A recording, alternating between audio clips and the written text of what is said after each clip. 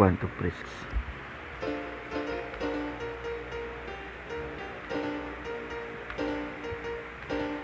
Bakit pinag-aagawan? Bakit pinag-aawayan? Bakit pinag-aagawan ang mga properties? Di ba sa atin to? Dapat siguro may create planets. Dapat siguro may create planets, outer spaces, galaxy, universe, overall, overhead, all. Using computer language program, overall, overhead, all. Search internet for blueprints. Siguro ito na nga ang root cause. Properties, babae, pera. Kasiyahan, kagalakan ka. Buyuhan, kalibugan at lahat. Isama na natin yan. Hindi na tayo mga immature. Tayo ay mga mature na. May isip na tayo, diba? Bakit ba kasi pinag-aagawan? Dapat siguro tayo na mag-adjust na create planets, paulit-ulit, multi-universe, infinite dimension, quantum computing, create planets,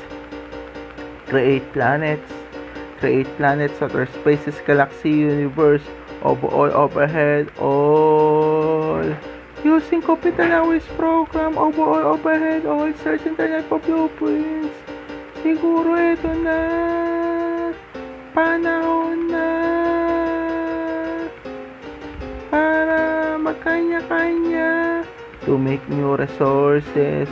Ayoko nang mag-stick to one sa isang lugar lang. Ako'y may paraan, may vision, may mission, at may discovery sa aking kakayahan kahit walang kapangyarihan. Overall, overhead, all, basta masaya lang sa discover. Vlog dito, vlog doon, discover dito, discover doon, kahit saan. Walang makakapigil. Diba? Ha? Itataas ko ang antas sa kantang ito, sinta. Properties, babae, pera, kasayan, at lahat, overall, discovery, o lahat. Bakit ba tayo nananatili sa isang mundo na magkaibang dimension ng time and space? Bakit? Ano?